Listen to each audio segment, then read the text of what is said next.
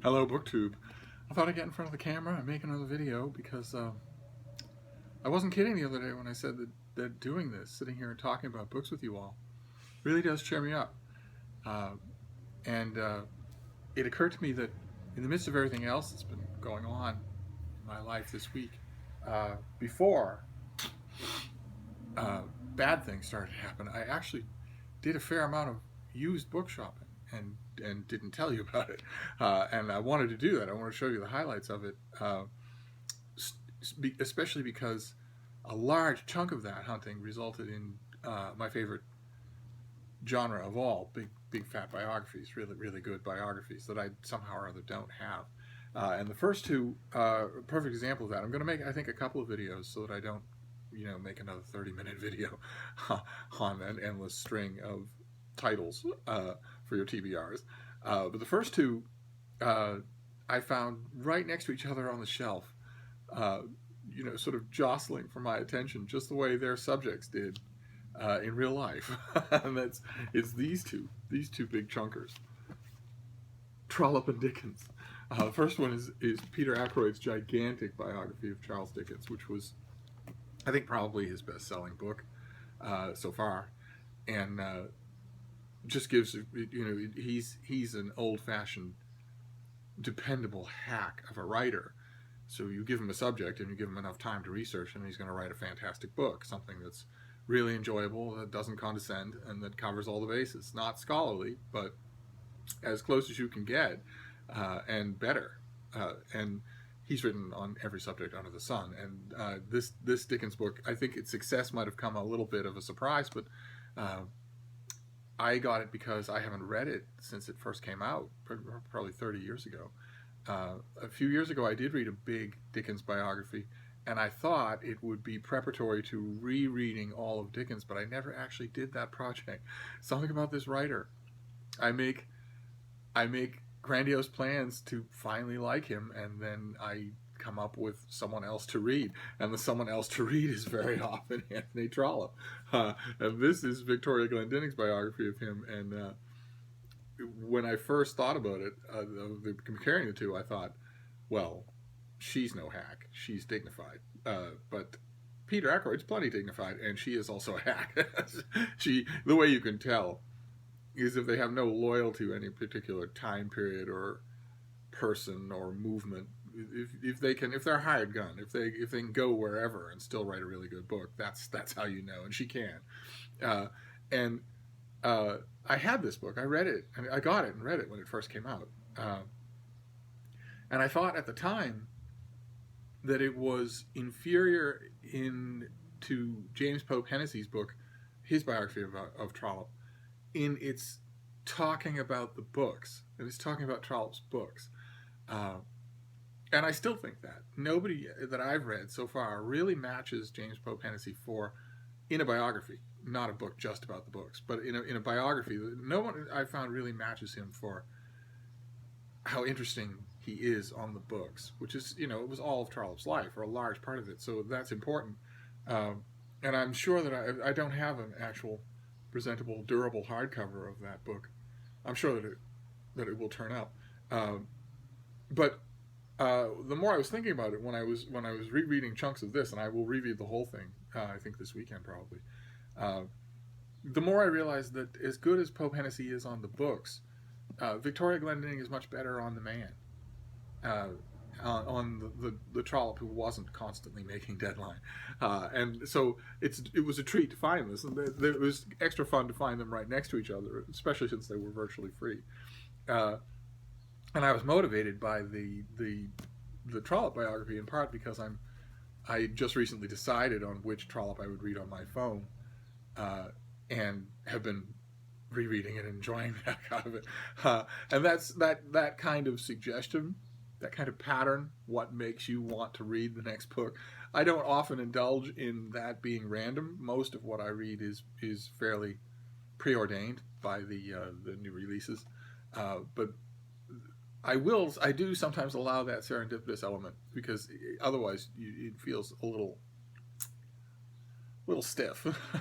And the other day, I was reading the TLS, My Beloved Times Literary Supplement, did a review of the new Library of America set of the short stories of John O'Hara, who's an American New Yorker writer, whose work I have always loved and who I've always thought was a little neglected. I was very happy to see Penguin do a reprint of a few of his books, and I was very happy at the Library of America thing.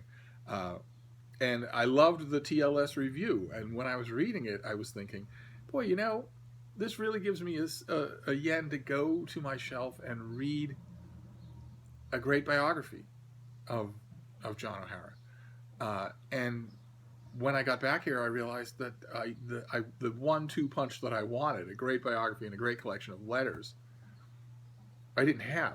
I didn't have them anymore. And sure enough, the Brattle Bookshop here in Boston provided not just one, but both of them.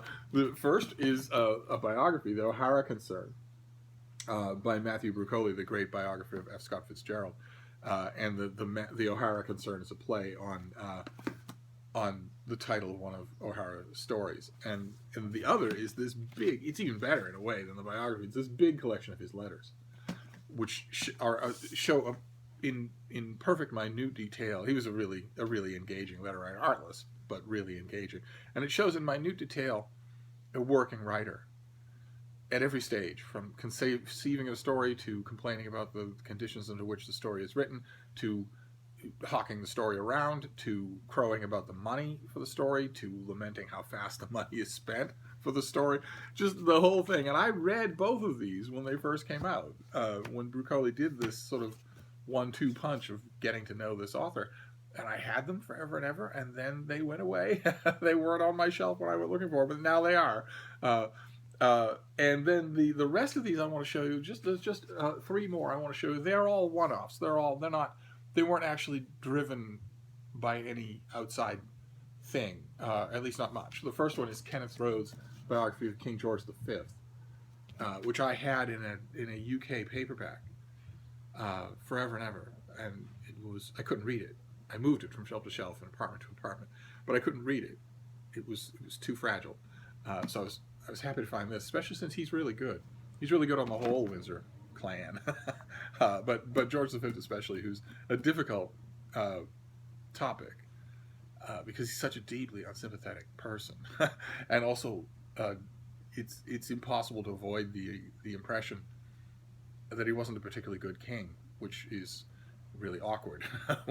when in modern times it's really awkward. He came after a good king, he came before a good king, so and he had a great queen, and all of that together is just lethal. For this angry, warped little man that really shouldn't have been anything at all, and was never meant to be king, of course. His older brother was meant to be king. And then the next one is this huge thing, this Brick, the Kid, by Ben Bradley, on Ted Williams. And I made a tangential thought about this when I saw it on the shelf, because the other day I was praising Lee Montville for his new book on Muhammad Ali. And Lee Montville also wrote a really good biography of Ted Williams, but it's not as good as this one. This is just incredible.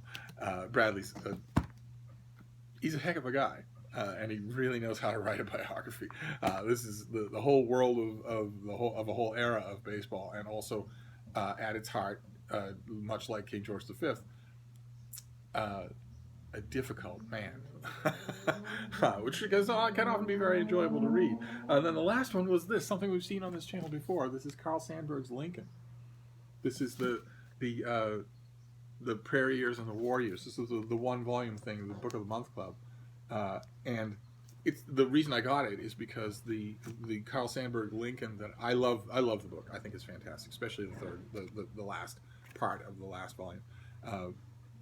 I love it, but the Sandburg that I have most often had on my shelf has been an oversized illustrated edition, and I've realized over the years that I'm less likely to pull it down and consult it. Like, for instance, I'm writing a review of a new book about Lincoln right now, and I'd be less likely to pull down an oversized illustrated edition, I just would, than a normal size book. So I was happy to find this for free, yeah, especially since I wasn't completely aware that this existed. Uh, so that's those are some biographies that I got just recently that I wanted to show you. There's the Sandberg Lincoln. There's Ben Bradley's The Kid, Kenneth Rowe's book on George V. There's Matthew Brucoli doing double duty, a biography of John O'Hara and a collection of his letters. There's Victoria Glendinning on Anthony Trollope, and there's Peter Ackroyd on Anthony Trollope's great sales rival, Charles Dickens. Well, that's a whole shelf of biographies on its own. So I consider that good hunting. And that's all I have for you now. I'll make another video about some of the interesting bits of the rest of the stuff that I got recently. But I want to thank you very much, BookTube, for being there and for putting up with my low energy videos. I'm hoping to get back in the swing of things soon, but in the meantime, it's really nice to have you all there. So I'll go for now, and I'll be back.